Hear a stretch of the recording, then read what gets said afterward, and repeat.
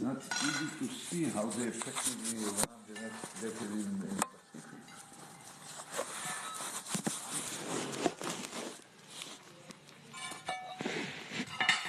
Pacific. I don't disagree with anything you said, and I don't know.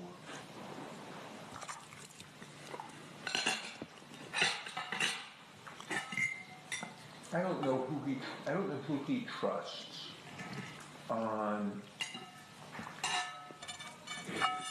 these kinds of. Who, the president? I don't know who the president really trusts. McDonough.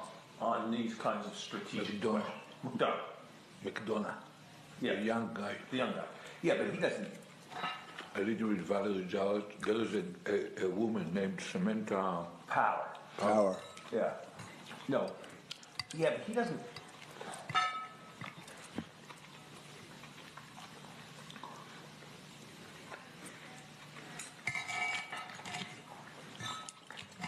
There's a difference between who he trusts and who he likes. Yeah. So, I don't. Should. You know, Valerie Jarrett. Do you know Valerie Jarrett? Yeah. She's an idiot. She's? An idiot. I don't know her well enough. But I noticed that I noticed that Obama listens to her. His telephone is always open for her. He listens to her. He believes her instincts about politics, about who is against him, who is for him, what's going around, who is cooking what from Chicago to the world. But it's like, do you think Richard Nixon ultimately listened to what B.B. Rebozo thought? Listen to? You may not know this name. B.B. Rebozo. No, I don't remember. Richard Nixon, Yeah. B.B. Rebozo was some kind of business, semi-corrupt business guy who was Richard Nixon's best friend. Mm-hmm. And whenever Richard Nixon went to, Key Biscayne or went to California, B.B. Rebozo was there. Richard Nixon would spend a lot of time on B.B. Rebozo's boat. No. And if B.B. Rebozo wanted something, Richard Nixon was there. No. But I don't think when Richard Nixon was deciding what to do about the China war, he was talking to B.B. Rebozo. Yeah. Okay. That's the way I think. Valerie Jarrett. So in this regard, he's probably alone, but he feels, comparing to other leaders that I happened to meet in the last decades, Obama impressed me as an extremely autonomous person. Exactly, that's what I'm saying. He feels good with himself, even when he's alone in the room.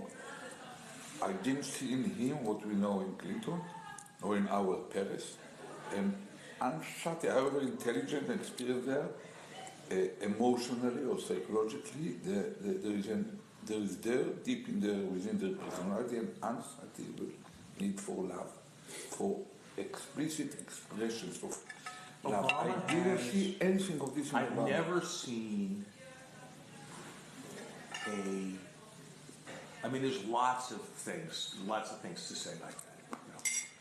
Somebody told me the story that Bob Reich told me this story. This is Robert Reich, who was Secretary of Labor. A small guy. He said he had been a friend of Clinton's. They'd been students together in England, so he was kind of Clinton's friend. He said that if he went to a cabinet meeting, and whenever Clinton looked at him, he looked annoyed or looked away, for sure Clinton would call within 2 days. How's it going, Bob? What's up? Is there something on your mind? What's going on? He just wanted love. If you tried that shit with Obama, you'd freeze in hell before he called. Obama didn't. He had lunch. He was pretty much sitting. He had lunch alone half the days. Is that right? Yeah. They would schedule in time for him to be alone.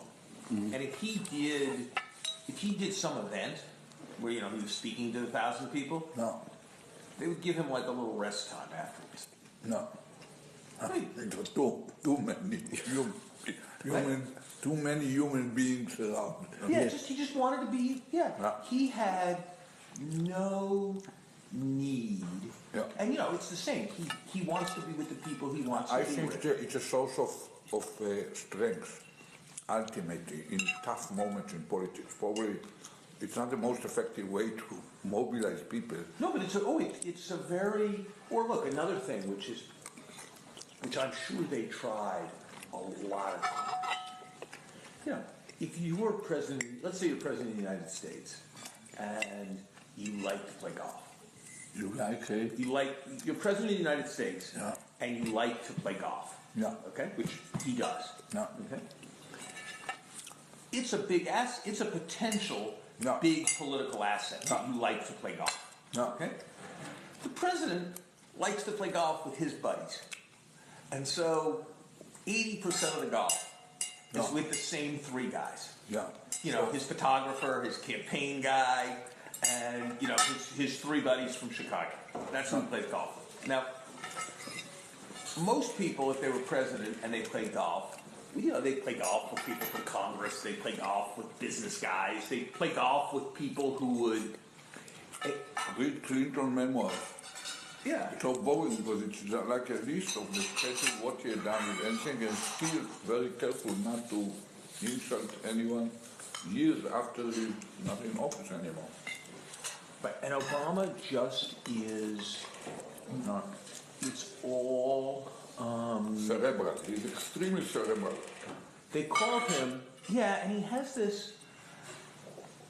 Their nickname for him during the campaign was Black Jesus. Is that right? Who knows what kind of character Jesus was? No, but he has this sense of himself as not needy and removed. I think of other elements. I think that when he looks at the pictures of all his predecessors, he doesn't see them all. He sees probably 7 or 8 of them. Probably Washington, Jefferson, the two Roosevelts, I know, probably, of course, Lincoln, probably Kennedy and Reagan, I know. He doesn't see the rest of them. He thinks in terms of greatness. And understand that greatness comes from few major decisive achievements, sometimes against all odds, that happen to be perceived at hindsight as important. And that's, I think that when you see, even on Iran, what really disturbs him is the possibility that this will be a great stain on his role. If they turn nuclear under his term, under his watch, where he had, Bush, it's a paradox, we used to joke in Israel that Labor governments can make war and only Likud governments can make peace. Here you find something similar. The Bush administration, they can run very high rhetoric, but in effect they were parallel even from ordering the Pentagon to plan contingencies for certain cases. This administration, they got Nobel Peace Prize as a down payment before they even started. Somehow they are planning and preparing much more seriously. I visited the Pentagon right now. They keep improving. I used to scorn American colleagues that when we are talking about surgical operations, we are talking about using scalpel, and they are talking about chisel with 10-pound hammer. But in the last several years, they developed extremely subtle scalpels, probably more effective than ours. And bearing in mind that they hold the big stick there anyhow, without having to announce it.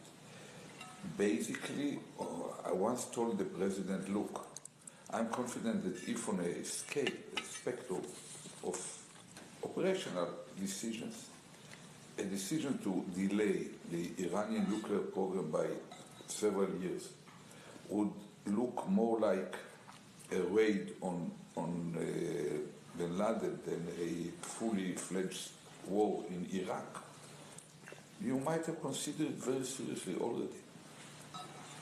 It is only the fact that somehow people succeeded in implanting in your mind an extremely dramatic scenario that might eventually develop out of it, that makes you judge it as something closer to the other pole.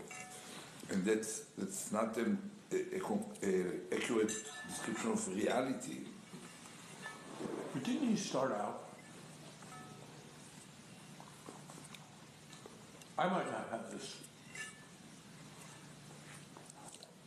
exactly right, but I think he started thinking that part of his grand legacy was that he was going to bring hope and harmony to the big Middle East. Yeah. That he was going to give the Cairo speech, that the Islamic world was going to feel better about him, that Israel was going to be induced to be constructive, that there was going to be peace in the West Bank, and then everybody was going to feel better, and he was going to do for Iran what Nixon did for China. Yeah. And so I think he started with the idea that he was going to be a visionary great man. And I think he's learned in the last 4 years that that's not going to happen. And now I think he thinks, I think it's much more defensive. That is, I think he's trying to avoid a stain rather than to have it achieved. Is my sense. Yeah, which should be right. Is my sense watching him. But is he?